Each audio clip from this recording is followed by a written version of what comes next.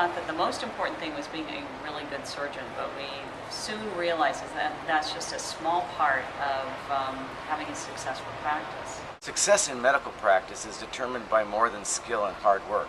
So what does that mean anyway? I mean, when we started practice 20 years ago, there were a lot of things that we didn't know.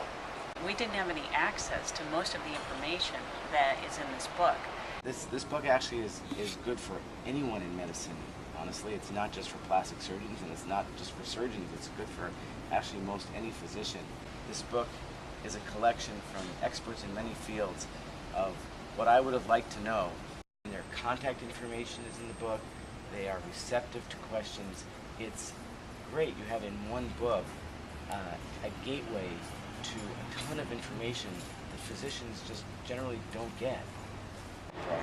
I think there are upsides and downsides of every sort of venue practice, and unless you really know what those are, you could end up in a type of practice that makes you very unhappy. There's Kaiser, multi-specialty, solo, academic.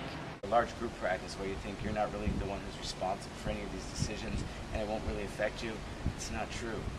Your own contract with whatever institution you have is very important.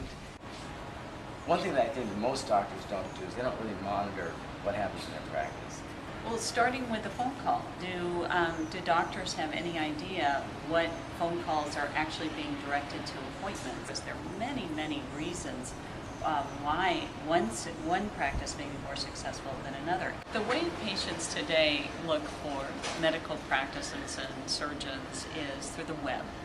A lot of plastic surgeons really have no idea how to develop a good website. And beyond a website now is social media. How do you deal with the social media? Whom do you have posting things? And how do you determine whether your website is successful or not?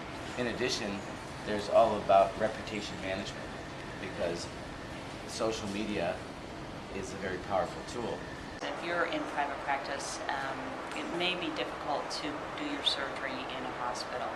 And so some people end up building an outpatient surgical suite.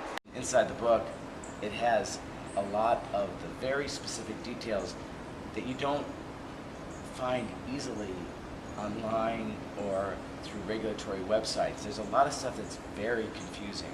And even if you think you're going to get a consultant that has all the answers, you sort of have to start with as much information as you can get. And this book does have a lot of those pieces of information that you cannot easily find elsewhere. And we were fortunate to get some very nice personal stories about women with kids and raising their families while having a full-time practice in plastic surgery. That's sort of a new frontier, and the balance is difficult to make. Nothing ever stays the same, and that's one thing that's really important. You may think you're total cutting edge today, but next month you may not be. And this book not only gives you what you can do today, but what you need to think about tomorrow.